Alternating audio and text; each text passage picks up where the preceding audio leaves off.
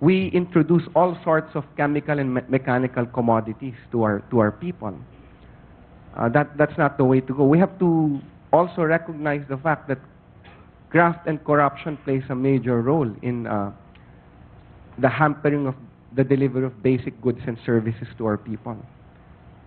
If 40% of our national budget is lost to graft, then there is something really wrong in our government.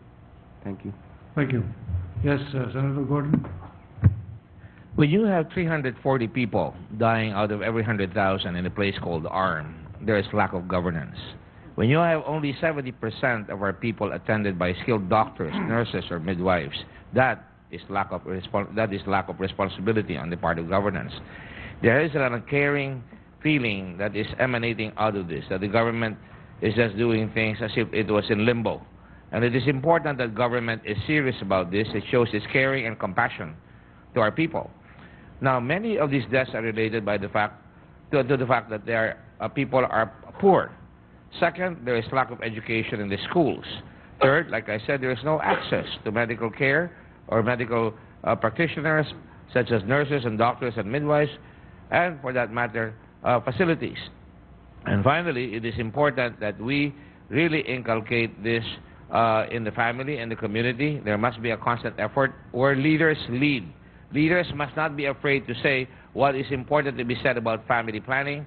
Leaders must not be shy and must not quibble over things that matter to our people. They must be seen as teaching leaders, whether it's in employment, whether it's in making the necessary choices in life.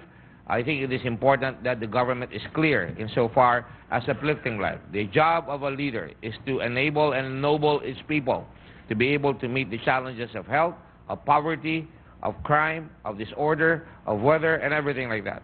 And that is important. That is why it's so important to have the proper leaders in place so that they can immediately take the necessary actions to this crass irresponsibility, crass negligence, and crass lack of knowledge. Thank you. Okay, well, third questionnaire will be Carl.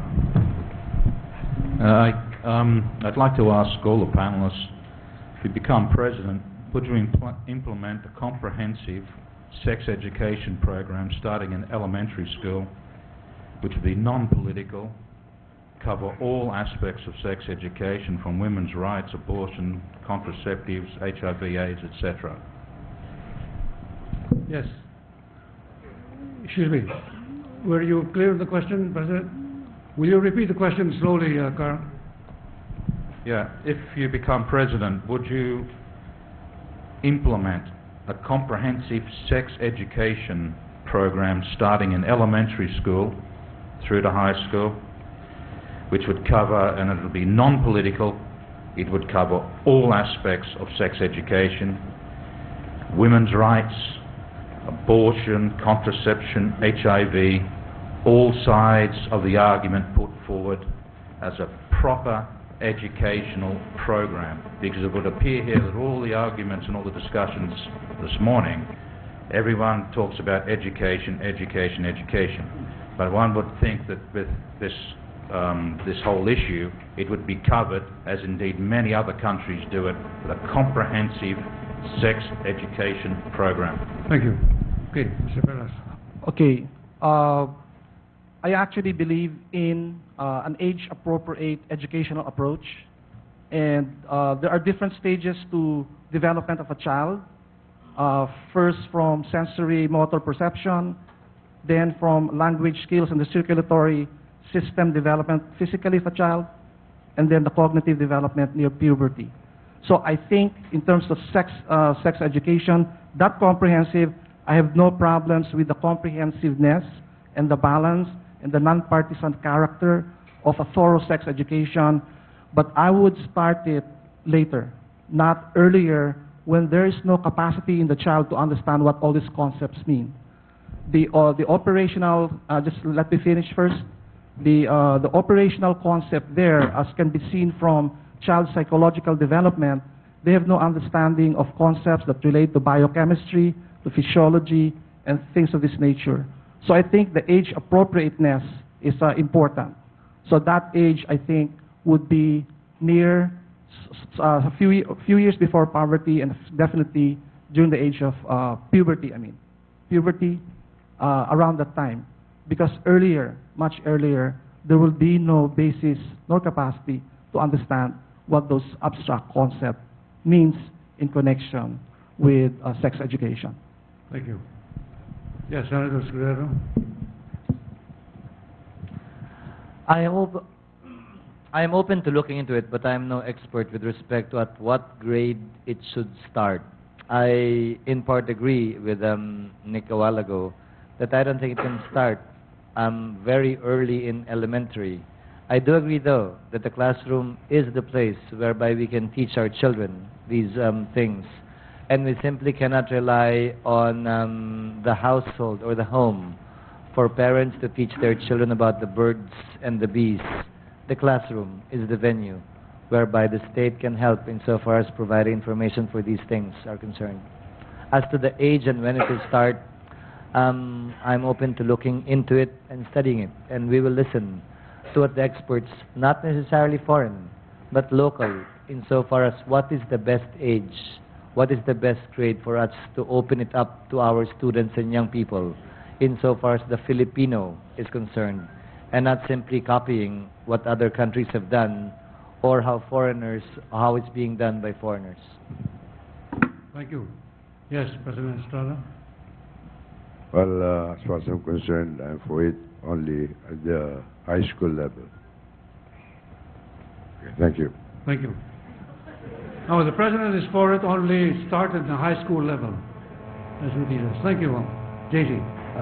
I do not agree in sex education to be taught in the elementary level. There is a distinction between anatomy and physiology and the sex education that we are talking about, because I saw the modules of the decks and in it I found it very pornographic for teachers to teach young minds to insert condoms, and I do not think it is the role of teachers to teach that. I think it is the role of parents to handle sex education for their children. Thank you. Yes, Senator Gordon. I learned sex education amongst my friends. I did not get any sex education in school. My family was kind of conservative, so I didn't learn sex education from my family. And I lived in a place where there was a naval base. So very early in life, I saw a lot of trickery, chicanery, and fraudulent actions. But let me just say that I am thoroughly in favor of sex education in our country. Of course, at the right age. And in the earlier ages, I believe that parental discretion must also be given.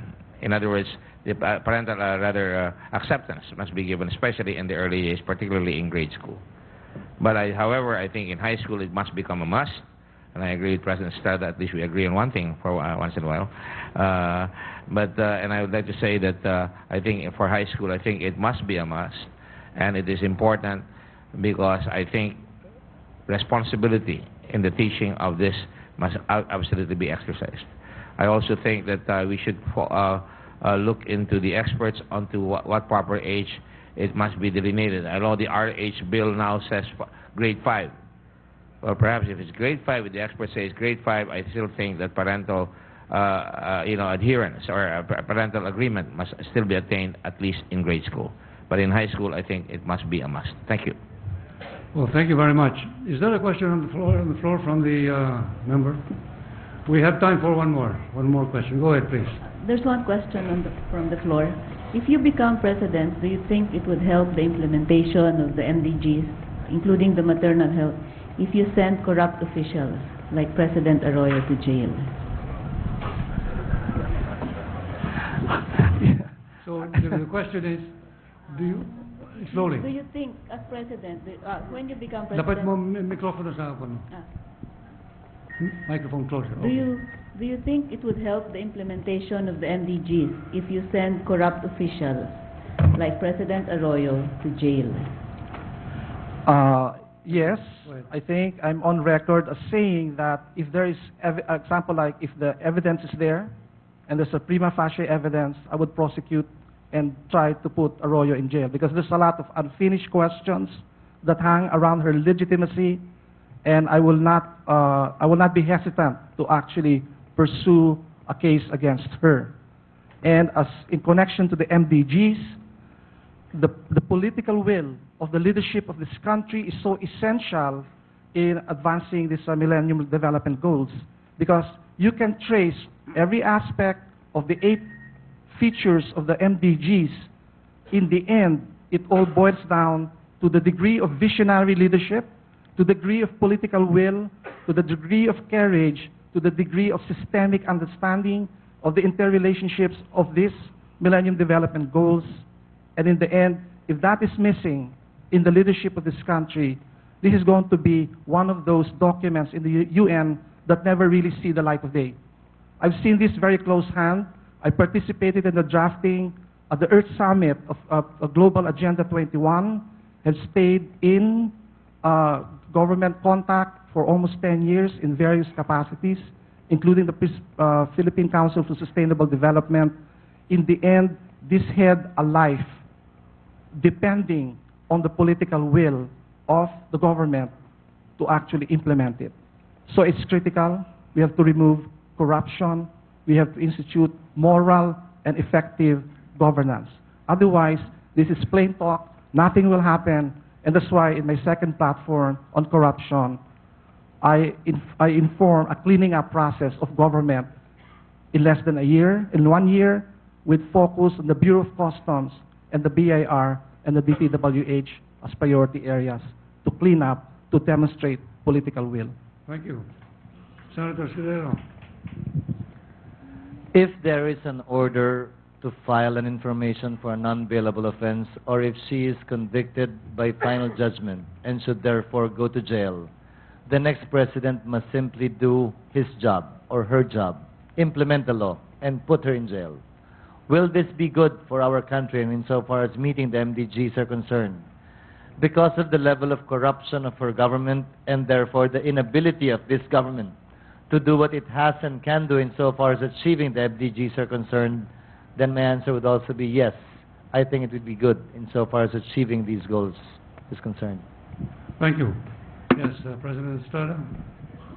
Well, as far as I'm concerned, in as much as I'm the signatory in that Millennium Declaration near 2000, I would say for the Millennium Development Goals to succeed in this country, we must have a political will for peace and order. What I mean to say is that we can only succeed in eradicating poverty if we have peace and order.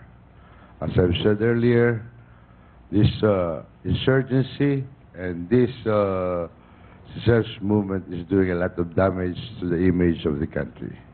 We have lost foreign investors are afraid to come in.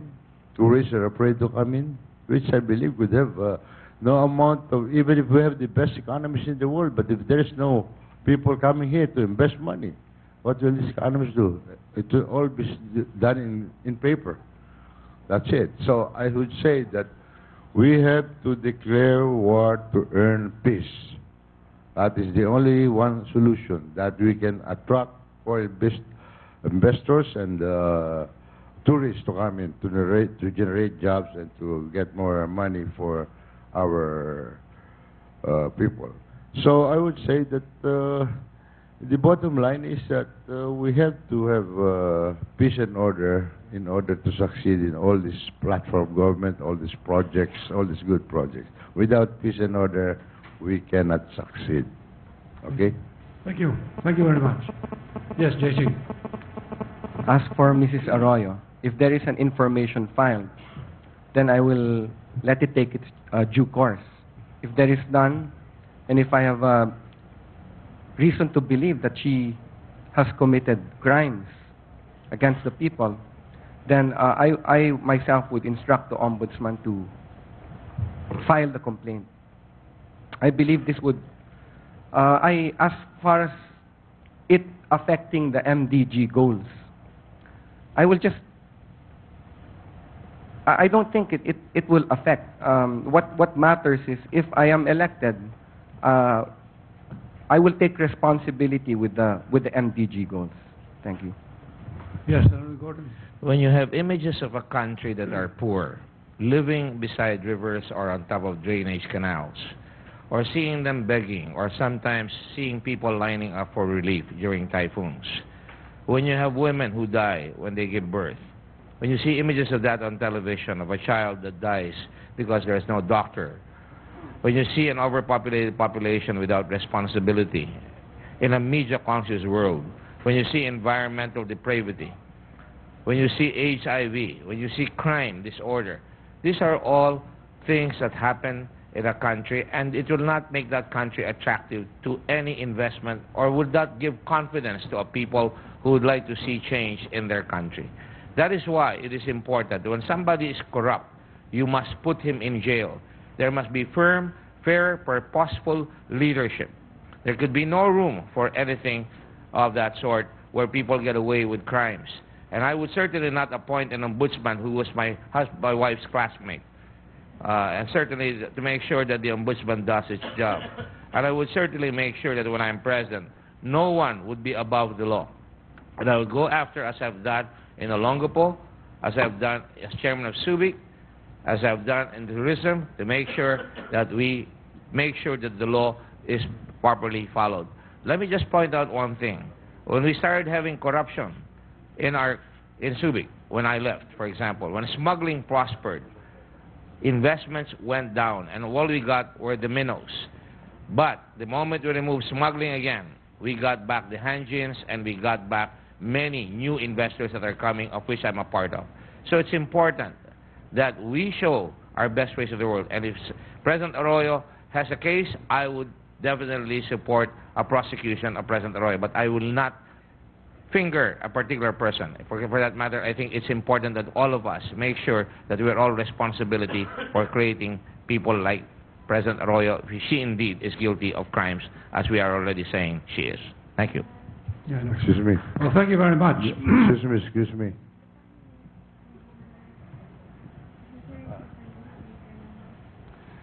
Okay, so the last May one I, on maternal health. Yes, go ahead. Yeah, I would like to say here that for the first time I also agree with Senator Gordon. Yes. That will give, as far as I'm concerned, let's not single out President Arroyo. All those crooks in the government should be given due process and certainty of punishment. Thank you. Thank you very much. The last word on this subject. Last word on this subject. I'm sorry. Dr. Junice Melgar, the expert panelist on maternal health. I'm sorry, I should have called you earlier. Doctor? Where's Dr. Melgar? Andiyan ba? Can you give us your insights, please? I give you 2 minutes, and tell the candidates what is the compelling... here, over here. What are the compelling issues now, Doctor? I think maternal mortality is a great injustice that the MDG has so very candidly recognized. And I'm just amazed that a lot of leaders still quibble about certain services that women actually need and that they would die without. For example, for averting maternal mortality, there are 3 pillars of services that could actually save them. And that is not just safe delivery, access to emergency obstetrical care, but also family planning. And I think it's good that people have raised it, but I think that also that leaders have to confront this because family planning saves women's lives. Yes, thank you very much. For the record, I don't quibble. Ladies and gentlemen, we were supposed to go into our third final issue of education, but I think that during the course of this discussion, the candidates have taken up the issue of education, so we will just skip the education issue now and go on to the next and final, semi-final feature of this, which is the closing statements by our guests on the platform today. The same ground rules, 2 minutes each for your closing statements, please. Why is it that this country will be better off if you were president? Okay. I think the most important thing as far as the Millennium Development Goals are concerned is that we have to understand the interrelationships of the 8 goals as well as the structural causes for the symptoms of non-performance. Part of the things that have not been mentioned is that the Philippines is known as a weak state, means to say it clearly points the problem of governance as one of the central issues in this Millennium Development Goals. And I think the MDGs have, by UN custom, avoided the whole question of corruption. That's why it's not part of the MDGs. But this is one of the central issues of our time, which generates problems of poverty, problems of education, maternal health, infectious diseases, environmental unsustainability, and so on. The other thing that I would do, if I were elected President of the Philippines, is to increase the focus on environmental sustainability, especially disaster response. I think a lot of people do not understand that we have totally entered a new era as far as climate change is concerned. The government talking about 2050 to address climate change is going to miss the boat, because if they achieve all that they want to achieve by 2050, the Earth, the planet Earth, will have around 600 parts per million of carbon dioxide and an increase of 5 degrees centigrade, which is disastrous. So therefore, we need faster movement in this area. We have to be actually not just talking about disaster mitigation. We have to speak about disaster response. We have to redesign our cities, because disaster will become an increasing feature of our life. These typhoons, super typhoons, are going to increase in frequency. There are already 400% more extreme weather events that are visiting us. So the new governance, aside from the MDGs, should actually focus on disaster response and a structural approach to poverty and all the rest. Thank you. Thank you. Yes, Senator Ferrero, your closing statement. In reply to your question, by simply electing any one of us or any of the candidates running for whatever office, our country will not necessarily be a better place to live in. Because not a single one of us, whether as president, senator, congressman, governor, or mayor, can actually affect meaningful change alone and by ourselves, without you. The obligation of a citizen is not only to elect people during elections. It is to make a wise choice, campaign for, support, make sure that the vote is counted, and whomsoever wins, ensure and make sure that you remind him or her that he is doing a good job or that he or she is not doing a good job. Allow me to close with a cliche, an old African saying which simply says, if you want to go fast, then go alone. If you want to go farther, we should go together. And I hope that will be the outcome of this meeting, this forum, this affair, and subsequent ones that we will have. Thank you. Yes, President I think in my 2.5 years, I've proven myself that I have that political will to really put our country to have peace and order, the permanent solution for our economic growth, and all that peace and order is the first primary program that must be installed in this country. Without peace and order, we cannot move forward. As I've said earlier, that we have to instill into the minds of every Filipino citizen that there's only one flag, one armed forces of the Philippines, and one government, period, to show to the whole world that we have a sovereign nation, a strong government that can impose its own laws in our own land. If we cannot do that, then we don't have a good government. If we cannot implement all these projects that we have as platform, we'll have a hard time. That's why we are having a hard time now Because as I remember what Ronald Reagan said in one of his inaugural speech, in the present crisis, the government is not the solution because the government is the problem. And that is what we are having now. Thank you. Yes, JC. If you notice the 8 MDG goals, they are more of the effect of a cause. Now, I really believe that the culprit is traditional politics. Graft and corruption, unequal distribution of wealth, lack of capital, patronage politics. These must be stopped. And the only way to stop it is really to not be hypocritical and confront the problem by going into the political mainstream and promoting responsible and accountable political parties. Ang kapatiran seeks to promote a consistent ethic of life. We're not only talking about a pro-life stance in terms of population and contraceptives. No, we are also talking about the death penalty, gambling, all the politics that destroy life, like graft and corruption, no? Big money politics, celebrity politics, personality politics.